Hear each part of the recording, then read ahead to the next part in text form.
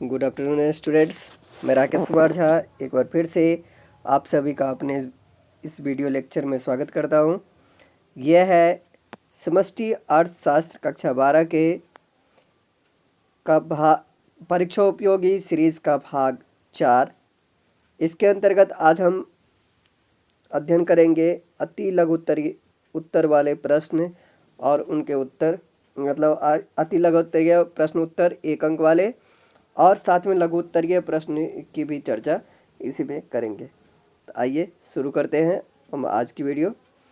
और आगे बढ़ने से पहले आप लोगों से एक अनुरोध है कि कृपया यदि आप हमारे इस चैनल पे नए हैं तो हमारे चैनल को सब्सक्राइब अवश्य कर लें और साथ ही ऑल नोटिफिकेशन बेल को दबाना बिल्कुल ना भूलें। यह आपके लिए ही फ़ायदेमंद है क्योंकि नियमितः मैं इकोनॉमिक्स की वीडियो अपलोड इकोनॉमिक्स एवं विभिन्न विषयों की वीडियोस अपलोड करता हूं और आपको कोई वीडियो आपसे मिस ना हो जाए, इसके लिए ऑल नोटिफिकेशन बेल ज़रूर दबाएं। तो आइए शुरू करते हैं। पहला प्रश्न है, चक्रीय प्रवाह के 2 प्रकार बताइए। तो चक्रीय प्रवाह के 2 प्रकार हैं, वास्तविक प्रवाह और मौद्रिक प्रवाह। अगला प्रश्न है, स्टॉक चर क्या है। स्टॉक चरों से क्या मतलब है कि वह सभी चर जिन्हें एक निश्चित समय बिंदु पर मापा जाता है उन्हें क्या कहते हैं, स्टॉक चर कहते हैं। उपभोग वस्तुओं को परिभाषित कीजिए। तो वे सभी वस्तुएं, अब यहाँ पे मैं कुछ अलग कर रहा हूँ, इजी भाषा में बना रहा हूँ, इसको ध्यान दीजिएगा, समझिए लिखा क्या हुआ है उससे नहीं, उसको नहीं देखिए, समझिए। तो वे सभी वस्तुएं जो उपभोक्ताओं की आवश्यकताओं को प्रत्यक्ष रूप से संतुष्ट करती है क्या कहलाती हैं, उपभोग की वस्तुएं कहलाती हैं। अब अगला प्रश्न है, चालू हस्तांतरण को परिभाषित कीजिए। तो वह सभी हस्तांतरण जो अदाकर्ता की चालू आय में से किए जाते हैं और प्राप्तकर्ता की चालू आय में जुड़ जाते हैं उसे क्या कहते हैं, हम चालू हस्तांतरण कहते हैं। पूंजी निर्माण को परिभाषित कीजिए। तो एक अर्थव्यवस्था के पूंजीगत स्टॉक में वृद्धि को क्या कहते हैं, हम पूंजी निर्माण कहते हैं। मिश्रित आय किसे कहते हैं, तो स्वलेखा श्रमिकों और अनिगमित उद्यमों द्वारा सृजित आय को क्या कहते हैं, मिश्रित आय कहते हैं। निर्यात को घरेलू आय में क्यों जोड़ा जाता है। तो देखिए, निर्यात को देश की घरेलू सीमा के अंदर इसलिए शामिल किया जाता है क्योंकि घरेलू सीमा के अंदर यह उत्पादित होता है, इसलिए इसे घरेलू आय में जोड़ा जाता है। वास्तविक सकल घरेलू उत्पाद क्या है। तो जब एक दिए गए वर्ष की सकल घरेलू उत्पाद की गणना आधार वर्ष की कीमत के आधार पर की जाती है तब इसे वास्तविक जीडीपी कहते हैं। अब यहाँ पे ये मिसप्रिंट है। तो कब उत्पादन का मूल्य वृद्धि के बराबर होता है। तो इसका उत्तर है, उत्पादन का मूल्य वृद्धि के बराबर जब होता है तब मध्यवर्ती लागतें शून्य होती है। यानी कि मध्यवर्ती लागतें जब शून्य होंगी तो उत्पादन का मूल्य वृद्धि के बराबर होगा। अब यहाँ पे ये प्रश्न ही मिसप्रिंट है। इसका प्रश्न है कि राष्ट्रीय आय से क्या अभिप्राय है या क्या समझते हैं। तो देश के सामान्य निवासियों द्वारा प्राप्त साधन आय के जोड़ को क्या कहा जाता है, राष्ट्रीय आय कहा जाता है। यह तो था अति लघु उत्तरीय प्रश्न और उनके उत्तर। अब हम लोग जानते हैं लघु उत्तरीय प्रश्न और उनके उत्तर। पहला प्रश्न है, कारक लागत पर यानी कि साधन लागत पर सकल मूल्य वृद्धि ज्ञात कीजिए। जिसके अंतर्गत आपको क्या क्या दिया हुआ है, उत्पादन इकाइयों की बिक्री 1000 है, यानी कि 1000 वस्तुओं की बिक्री हुई, उसकी कीमत है प्रति इकाई, यानी कि एक चीज़ की कीमत है 30 रुपये, मूल्य ह्रास 1000 रुपये की है, मध्यवर्ती लागत है 12,000 रुपये, अंतिम स्टॉक है 3,000 रुपये, प्रारंभिक स्टॉक है 2000 रुपये, उत्पादन शुल्क है 2500, बिक्री कर है 3500। तो इसका उत्तर देखिए क्या है, कारक लागत पर सकल मूल्य वृद्धि यानी कि GVAFC, कारक लागत पर सकल मूल्य वृद्धि बराबर क्या, 1 गुना 2 दिया हुआ है यहाँ। तो 1 गुना 2 का मतलब है कि इकाई गुना उसकी कीमत। 1 गुना 2 जो कि आपका कुल इकाई बिक्री जो हुई है 1000 है, उसकी कीमत है 30, प्लस 5 माइनस 6 है, तो 5 क्या है, अंतिम स्टॉक माइनस आरंभिक स्टॉक, तो 3000 माइनस 2000, और फिर है माइनस 4। 4 का मतलब क्या है, मध्यवर्ती लागत कितनी है 12000 रुपये की, तो माइनस 12000, और फिर माइनस 7 प्लस 8, 7 यानी कि उत्पादन शुल्क और बिक्री कर, तो 2500 प्लस 3500। तो इस तरीके से अब ये देखिए ये कितना हुआ, 1000 गुना 30, 30000, और 3000 में से 2000 गया 1000, यानी कि 30 1 31000, और इधर देखिए 12000 और माइनस ये 6000, तो 12 6 18, 31000 में से 18000 गया, कितना बचा 13000। तो यानी कि कारक लागत पर सकल मूल्य वृद्धि कितनी है, 13000 रुपये की है। अगला प्रश्न देखिए, कारक लागत पर निवल मूल्य वृद्धि ज्ञात कीजिए।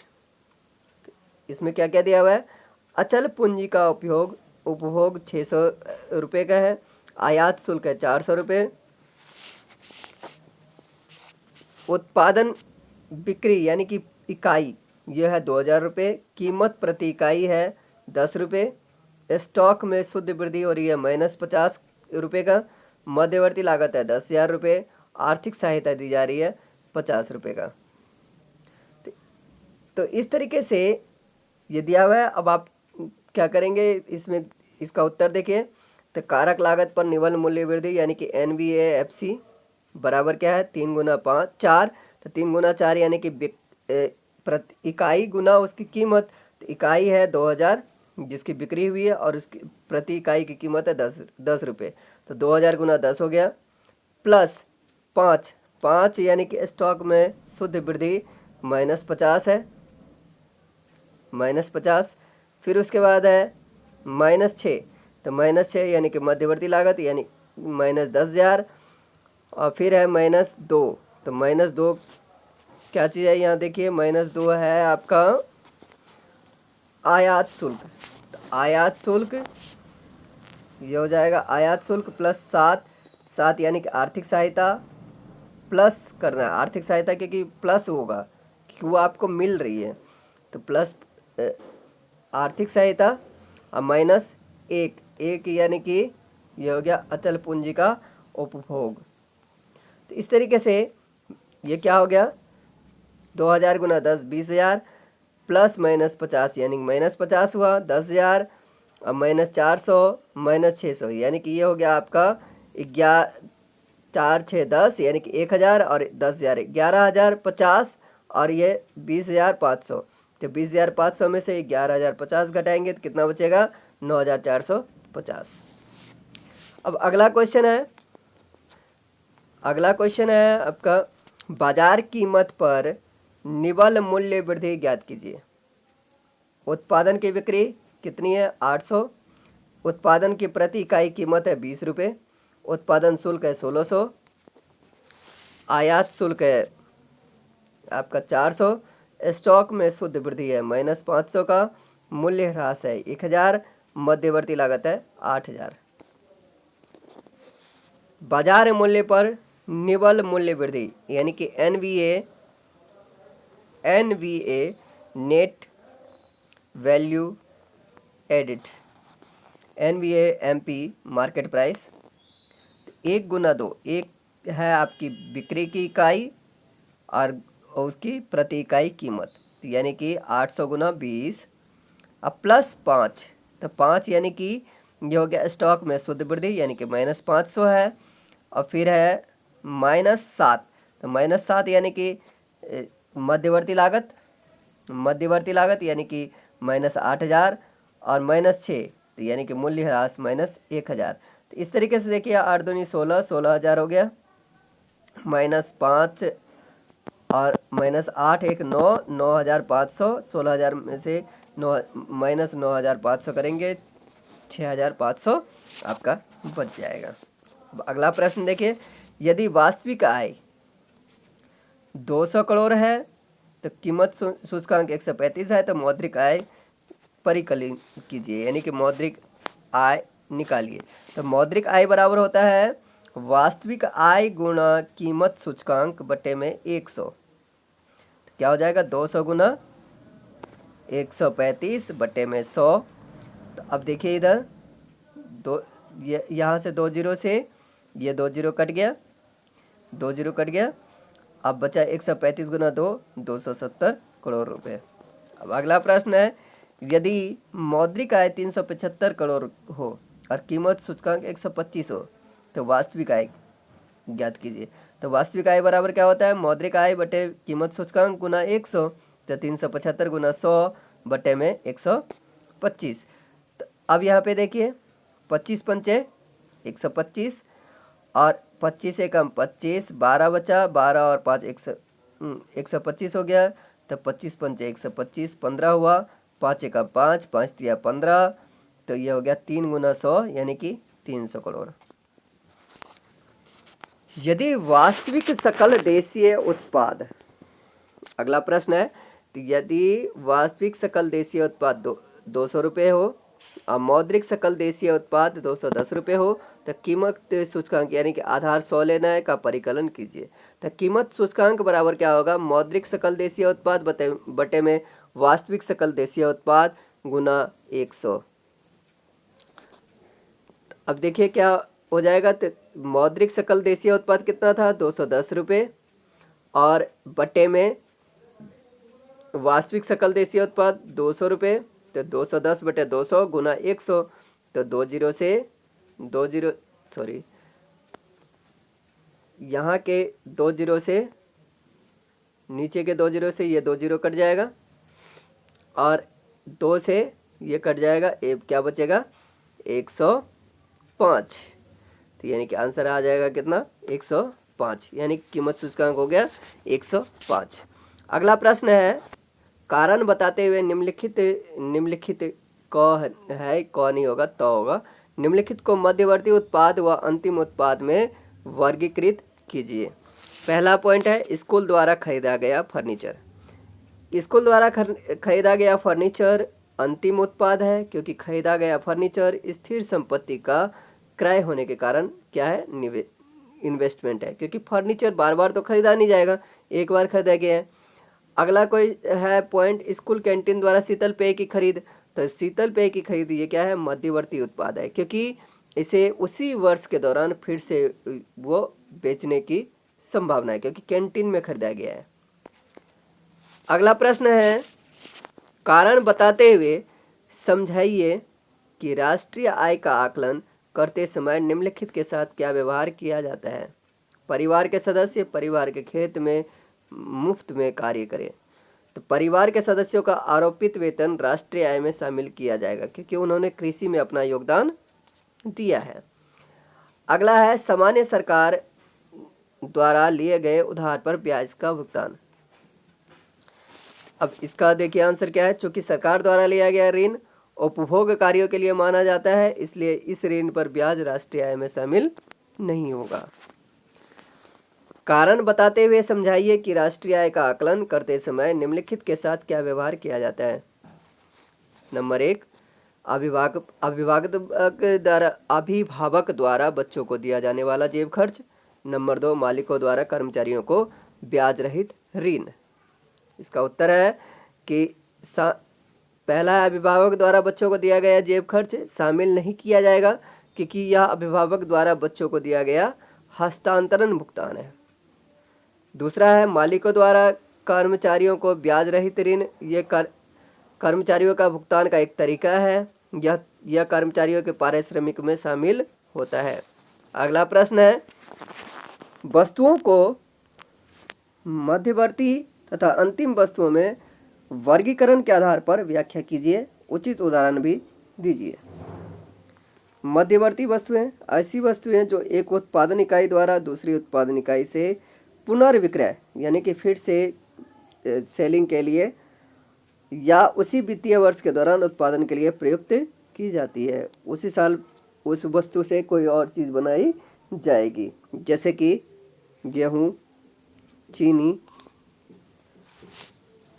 का बिस्कुट के लिए जब खरीद होती है तो वह मध्यवर्ती वस्तु कहलाएगी। यानी कि एक फर्म द्वारा किसी दूसरे से क्रय यानी खरीदी गई गैर टिकाऊ वस्तुएं जो उत्पादन में प्रयोग की जाती है वो सभी क्या कहलाती है? मध्यवर्ती वस्तुएं कहलाती हैं। अंतिम वस्तुएं वे वस्तुएं जो उपभोक्ता द्वारा उपभोग के लिए या उत्पादकों द्वारा निवेश के लिए प्रयोग होती हैं, अंतिम वस्तुएं कहलाती हैं। जैसे फैक्ट्री में मशीन लगाना। अगला प्रश्न है, कारण देते हुए निम्नलिखित को मध्यवर्ती व अंतिम वस्तुओं में वर्गीकृत कीजिए। मशीन के डीलर द्वारा खरीदी गई मशीन, एक गृहस्थ द्वारा खरीदी गई कार। यह एक मध्यवर्ती वस्तु है क्योंकि इसे बाजार में पुनः बिक्री के लिए खरीदा गया है। कौन सा? डीलर।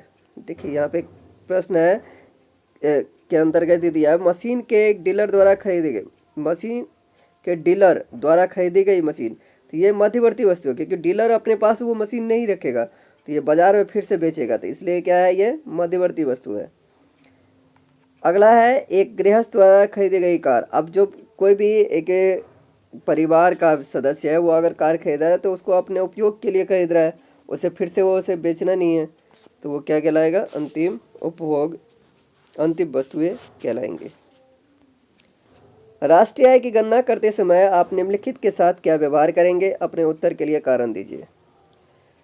शेयर धारक द्वारा कंपनी से प्राप्त शेयरों का मूल्य। नंबर 2, भारत में विदेशी कंपनी को दिए गए ऋण से प्राप्त ब्याज। शेयर धारक द्वारा कंपनी से प्राप्त शेयरों के मूल्य को राष्ट्रीय आय में शामिल नहीं किया जाएगा। यह वित्तीय पूंजी की वापसी है, वस्तु या सेवा नहीं है। भारत में विदेशी कंपनी को दिए गए ऋण से प्राप्त ब्याज,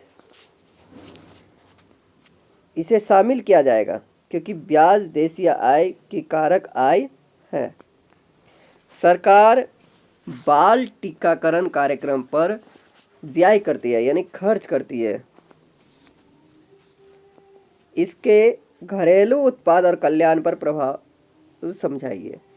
सरकार द्वारा बाल टीकाकरण कार्यक्रम पर व्यय करने से जीडीपी यानी सकल घरेलू उत्पाद में वृद्धि होगी क्योंकि यह सरकारी अंतिम उपभोग व्यय है। यह लोगों के कल्याण को भी बढ़ाता है क्योंकि इस कार्यक्रम से लोगों के स्वास्थ्य में सुधार आएगा, जिससे लोगों की कार्यकुशलता में भी वृद्धि होगी। अगला प्रश्न है, पेट्रोल तथा डीजल कारों की बिक्री विशेषतया बड़े शहरों में निरंतर बढ़ रही है। इसके सकल घरेलू उत्पाद और कल्याण पर पड़ने वाले प्रभावों की व्याख्या कीजिए। कारों की बिक्री से सकल घरेलू उत्पाद में वृद्धि होगी क्योंकि ये अंतिम उत्पाद है। कारों से यातायात सुलभ होता है, लेकिन इनसे वायु प्रदूषण, ध्वनि प्रदूषण तथा ट्रैफिक जाम की समस्या उत्पन्न हो रही है, जिससे लोगों के कल्याण में कमी आती है क्योंकि प्रदूषण लोगों के स्वास्थ्य पर बुरा या प्रतिकूल प्रभाव डालता है। तो ये तो था अति लघु उत्तरीय प्रश्नोत्तर और लघु उत्तरीय प्रश्नोत्तर। तो अभी के लिए फिलहाल इतना ही। अगले भाग में हम लोग चर्चा करेंगे विस्तृत उत्तरीय प्रश्न यानी कि 6 अंक वाले प्रश्नों के। तो तब तक के लिए धन्यवाद, शुक्रिया।